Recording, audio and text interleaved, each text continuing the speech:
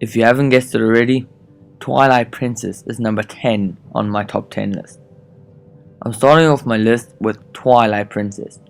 I've honestly heard a lot of people say that this is one of the worst Zelda games ever, but honestly it's by no means a bad game. It's just not that great. At least not great in terms of Zelda standards. I personally have two major problems with this game. One, it tried too hard to be dark, but it wasn't dark in a unique way. It was dark in just a blackish way. Where are all the colors, Nintendo? And two, the world is huge, but I felt no incentive to explore it. It was just dull. Sure, you had some occasional interesting characters, but the world itself was just boring. Minda, however, is an incredibly awesome character, and she really made this game for me.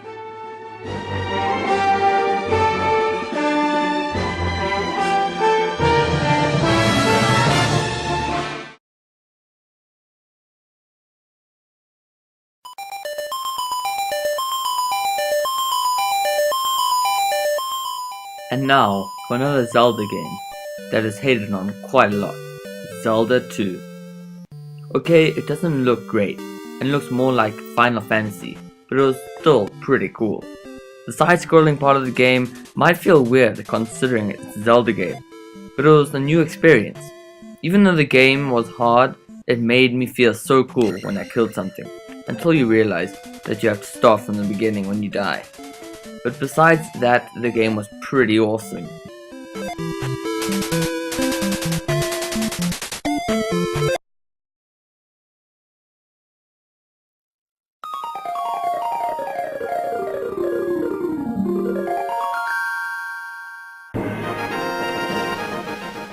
The Legend of Zelda: A Link to the Past. The reason I put this game at number 8 was that it doesn't get you as into it as other Zelda games. The music isn't that good, and the art style is okay, but Zelda's had better.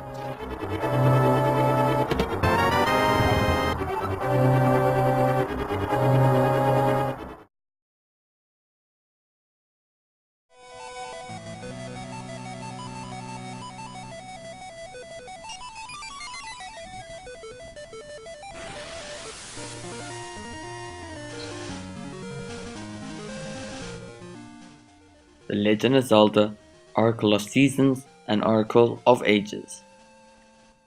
I know these games are not the same, but for this video I am putting them together because they are so similar. These games remind me a lot of the original Zelda games. It has got similar bosses such as the dragon.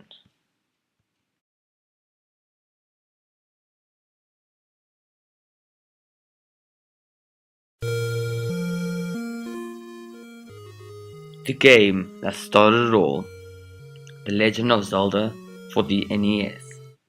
This game was an amazing game of its time, and funny enough, it still is a great game today. There was no real story to this game besides getting the princess and exploring. There were so many things to explore on the map and so many secrets that you couldn't Google at the time.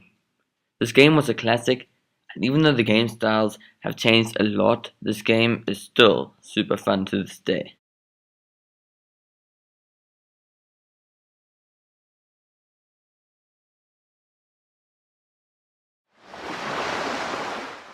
The Legend of Zelda: The Windwaker. This game has a redesigned art style and is a superb game overall. What's not to love? You can be a pirate and find treasure. You can also shoot a cannon. How awesome is that? Some people would say that the sailing is boring, but where's their sense of adventure? Also, the atmosphere in this game is just amazing.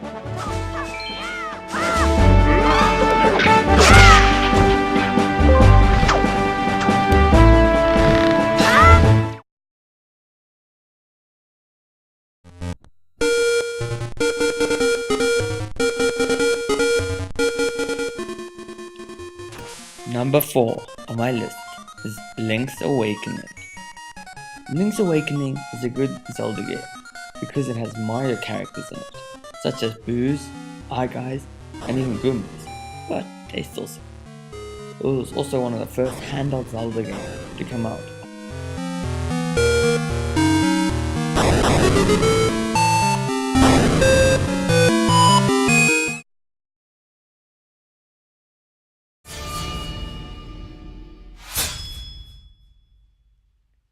The Legend of Zelda Skyward Sword. This game is the most recent in the Legend of Zelda series. The first thing I loved about this Zelda game was that you could run, and yes, it's a big deal to run, especially when the world map is so big. This game makes Zelda more like a human and not just like a robot. The motion plus controls play a big part of the game, and it's the way of the future.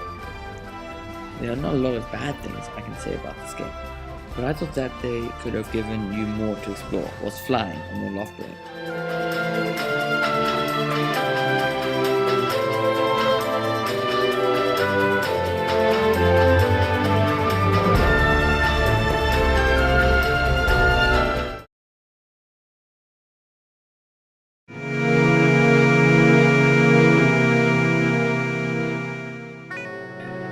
The Legend of Zelda Majora's Mask.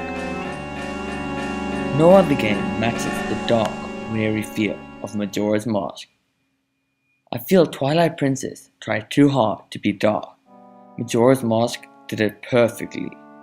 On the outside, it's just a normal, colorful Zelda game. The only difference is they're all going to die. Even when you do something good, all you have to do is look up and remember, oh yeah, I'm gonna die soon. 3-day mechanic was one of my favorite aspects of the game. The side quests in this game make up majority of the game.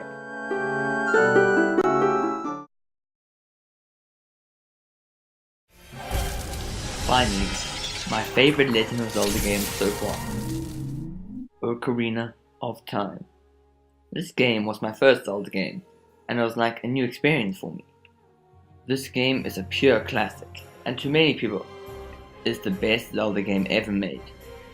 Even when I replay it, I notice secrets I never originally noticed, such as Mario just hanging out in the castle.